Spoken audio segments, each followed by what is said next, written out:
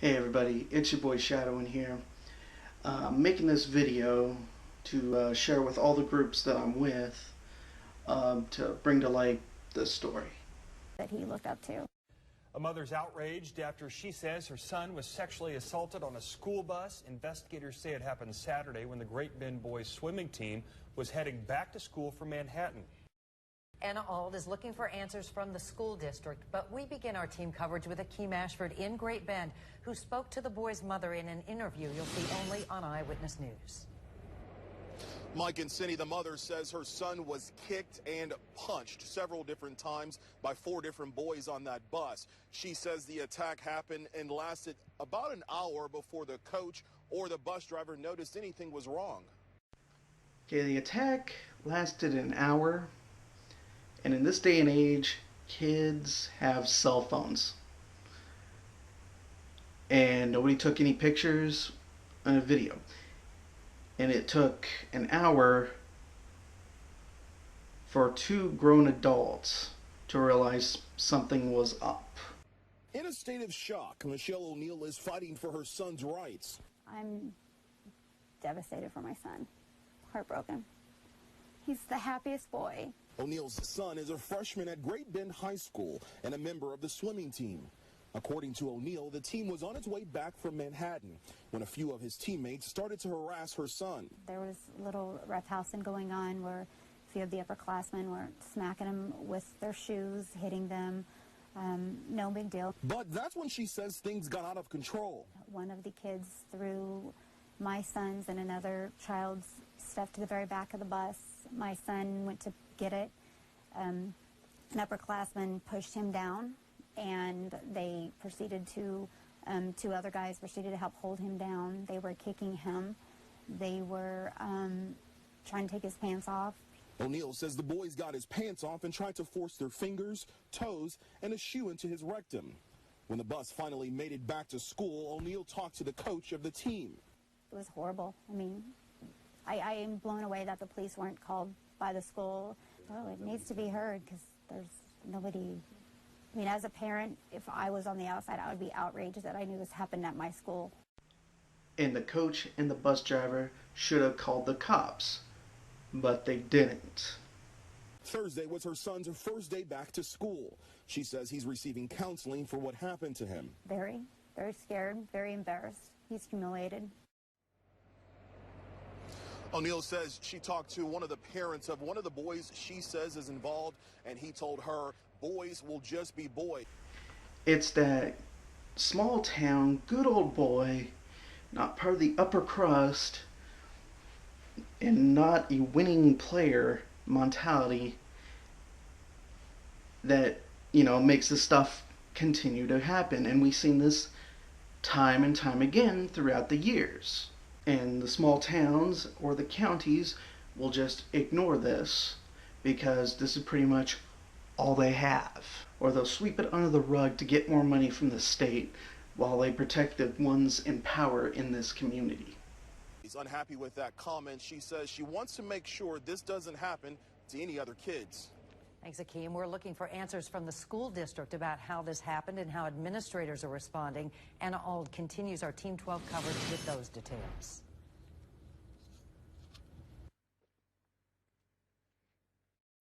Not safe. Makes me want to pull my kids out and put them in a different school. Parents are concerned after hearing about the assault investigation. They're also upset the school district didn't let them know. Because I'd like to know what my daughter is walking into, each morning when she comes to school. The Ellsworth County Sheriff's Department is still gathering information for possible criminal charges. A horseplay situation when it started, and it just kind of took a turn that became a potential criminal element involved in it. We've repeatedly asked the school district about it, whether any students were punished, and how something like this could happen on a school bus. The district spokesperson refused to answer our questions, saying it was a matter of student privacy. It is very concerning. I mean, I have a little sister here. Parents say they need to know the school district is protecting its students. Because the bullying that keeps going and stuff, it's just going to get worse. And if something's not done about it, then what says that the rest of these kids in here are going to be safe? I talked with another parent whose son is on the swim team, and she says that a lot of the swim team members are planning on quitting, or they're thinking about quitting because those other kids that were involved aren't being punished, or they haven't been punished yet. It's because those students turn out to be going to state. Again, my previous commentary. We also talked with the school board president, who says she knows about the issue and that they're going accordance to school policy. So what punishments could students face at school? Melissa Scheffler is in the newsroom with what we found out for Fact Finder 12. Cindy, Fact Finder looked at the Great Bend student handbook on the school's website. It says a student shall not intentionally cause physical injury that could injure or threaten a school employee, student, or visitor. That includes on school grounds before, during, or after school hours, or off school grounds at an activity, function, or event. Students who violate the provision may be suspended or expelled. Again, the school district won't tell us what punishments the students involved in this incident face. We know neither the coach nor the bus driver reported the incident to police or the Department for Children and Families. What a surprise. Dee Dee's son looked into the policies when it comes to reporting incidents like this for Fact Finder 12. I talked to both the State Department of Education and the Department for Children and Families, and even the Wichita School District. No one is able to say for sure if seeing or suspecting abuse between students is covered under the mandatory reporting law. But one Hillsborough bus driver says there are laws in place that, if followed, would have prevented the situation in Great Bend. All Kansas school employees are mandated reporters, people who by law are required to report child abuse to law enforcement or the Department of Children and Families. The main purpose, to help find out when abuse or neglect is happening at home. But is mandatory reporting required when that abuse is between students? It just depends. It depends on the circumstance. That's why we encourage the teachers, the school administrators, to have a good working relationship with the agency and law enforcement. So if they have any question about whether something warrants a call to the reporting hotline, you know, that they have that connection and that communication so they can work through that. Some say there are laws that could have prevented what happened on the school bus in Great Bend altogether. Retired bus driver Joanne Jost drove in the Hillsborough School District for 33 years. I was very disturbed and upset because of what happened, as from what I've heard, because by law, there are to be no movement on the bus. Nobody's to get out of their seats when the bus is moving. Kansas State Department of Education's transportation policies require aisles to be clear at all times and all passengers to be seated on a moving bus. That bus driver had to know that there was some activity going on back there, out of their seats and onto the floor. That was already beyond what should have happened. I feel that that bus driver should have been fired when he stepped out of that bus. Joanne tells me in her 33 years of driving students and sports teams, she's never heard of an incident like what happened in Great Bend. Great Bend High School students and their parents plan to march Monday in support of a student whose mother says was sexually assaulted on a school bus. The school superintendent says district policy is being followed and the situation has been handled. Akeem Ashford explains why that statement is leading students and parents to march. On Monday, students plan on leaving from the school and marching straight up to the school board office. By doing so, they are hoping to show support for a mother who says her son was sexually assaulted and create change on how these situations are handled in the future. Keep going. This Great Bend High School senior says he's willing to do whatever it takes to show this community he cares. After a fellow student's mother says her son was sexually assaulted on a school bus Saturday. I understand that he is probably going through a lot. I can't say that I know how he feels because I haven't been there, but like, I want to be able to help him. Anakin Velakis says he and other students don't feel safe with the current climate at the high school. I honestly don't feel like I should have to go through the fear of worrying about being on the same bus with the same kids that had applied that pain towards other students. What's going to happen to even to the younger children? It doesn't make me feel safe for any of my kids to be out of my sight almost. Anakin says him and more than 200 people are prepared to march from the school up to the school board office to show they want the school board to look more into this situation. We are going to take it straight to the board and hopefully we get an outcome there, and our outcome is hopefully that there is more severe punishment for the perpetrators of what had gone on. And I spoke to that student's mother again today. Night, she tells me she is overwhelmed by the support she's been shown. She tells me she has every intention on being here Monday. Reed's given us a big black eye here in Great Bend, no doubt about it. An angry parent calling for the resignation of Great Bend superintendent. She's among dozens who gathered today to protest the district's handling of a reported sexual assault on a school bus. Only when you stand together and confront those in power will you see their true colors. The parents of a Great Bend teen say he was attacked last weekend on the way home from a swim meet. While students and parents marched to the district offices today demanding justice, some tell Pilar Pedraza it's time for a new demand to be made. While the superintendent didn't take any questions from the media, he did answer questions from students and parents when they showed up here in the district office parking lot. I got it. But you won't do nothing about this.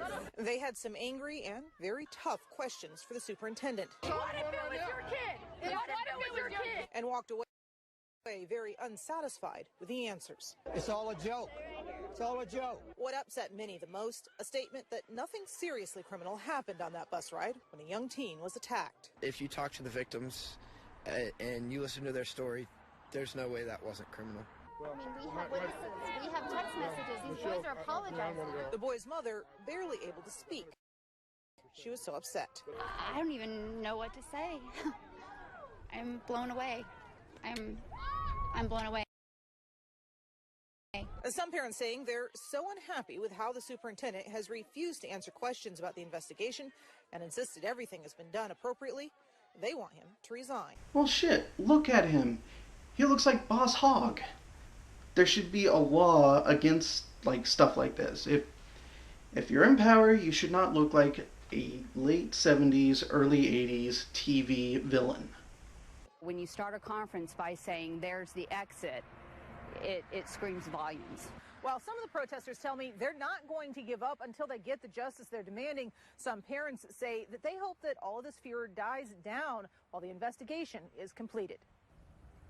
This is the first time since the incident the Great Bend superintendent spoke publicly about what's going on. Melissa Scheffler is in the newsroom with what he's saying. Roger, Great Bend Superintendent Brad Reed started the press conference by calling many of the accusations falsehoods. He says the district handled the incident on the bus swiftly and appropriately and is standing by the swim team coaches. He wouldn't go into detail, saying federal law prevents him from discussing student matters. Reed says the appropriate corrective actions were taken on Monday morning following the swim meet. He adds, based on information provided to them by those who were present and involved, no serious criminal activity occurred, and the district has cooperated with law enforcement. And I stand firmly behind our swim team. I stand firmly behind Coach Beaumont, Mr. Freeze, and Mr. Meter. These people have done nothing wrong. Apart from not reporting the alleged assault. In fact, they've done everything just as they should have. Keep their mouths shut and look the other way so we can go to state. We reached out to the Ellsworth County Sheriff's Office today. Ellsworth County is where the incident took place. They tell us the investigation still continues, but they do believe a crime was committed. Reed did not take any questions after reading that statement. So the superintendent, whose district is going to state, says nothing happened, while the cops say something did happen. Forgive me if I, smell bullshit here, and I'm not talking about the feedlot that's, 8 miles downwind of me. KSN News at 5 begins now. These have resulted in the circulation of misinformation and falsehoods. After days of silence and growing criticism, the Great Bend school superintendent speaks out about accusations involving members of the high school swim team and what a mother says was a sexual assault on a school bus. Good evening. The accusation started after the athletes returned from a swim meet more than a week ago. A mother of one of the athletes says her son was sexually assaulted on the bus ride home, and she's been very critical of the school district. The school superintendent was unavailable to go on camera until today. The same day, students held a protest against the district. KSN's Avery Anderson is live for us tonight in Great Bend, covering all the angles for us. Avery? Darren, this is a community that's divided tonight, with school leaders standing behind the school district saying they're proud of how they responded to the situation, while hundreds of students and teachers and parents took to the streets to rally about the situation, saying they're unhappy with how USD 428 has handled this whole incident. Now, the march began about 90 minutes ago, and students, along with some parents, marched about half a mile from the high school to the USD 428 Education Center. After law enforcement repeatedly asked the students to get off of school property, a few students refused. Police arrested 3 kids who were later released because the school district did not want to press charges. Because if they do that, more questions will be asked about what's going on in the school. This afternoon, the superintendent spoke on camera to the media for the first time and read a prepared statement saying the school district, the swim coach, the principal, and the athletic director handled the situation swiftly and appropriately. They didn't report the alleged assault like they are supposed to. And I stand firmly behind our swim team. I stand firmly behind Coach Beaumont, Mr. Freeze, and Mr. Meter. These people have done nothing wrong. We wanted to know more as to why he was proud with how the district and its employees handled the incident, and wanted to ask further questions about the incident. But Reed refused to answer any questions, defending the response to something he says he does not believe was criminal. While the information provided us by persons that were present and involved does not indicate serious criminal activity has occurred. The bus driver that continued to drive and not pull over, the coach that sounded like he was asleep, a whole bunch of teenagers that have cell phones, did not take pictures or whatnot, while some in the swim team say they're dropping out because there's nothing being done to punish these kids, and the cops are saying a crime did commit.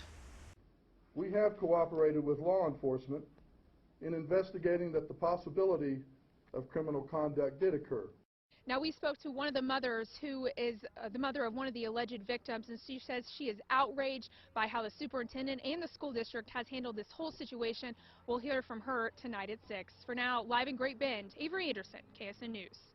All right, thank you, Avery. We are looking into several aspects of this story, including the criminal investigation. The mother of the alleged victim says that her son was held down, pants partially removed, and sexually battered. You heard the superintendent say he does not believe the initial information indicates that serious criminal activity occurred. But last week, when we spoke to the sheriff investigating, he told us this. It appears from where I'm sitting that we have charges that can be and should be filed, but we can only take the report and forward it to the county attorney for prosecution. KSN continues to ask questions about this case. We want to know how the adults on the bus, how many adults were on the bus when the incident occurred, how they initially responded, and if there's been any action. If the students involved in the alleged incident are being disciplined in any way, or if they remain on the swim team. The superintendent refused to answer any questions, citing student privacy. Without the opportunity to pose those questions, KSN will continue to pose them on our air and await a response. In Kansas, it is the law to report abuse, neglect, and exploitation of a child. So going in depth tonight, the law says that people in certain jobs are mandatory reporters, meaning they have to report the abuse. At a school, those include teachers, school administrators, and any other employees of an educational institution the child is attending.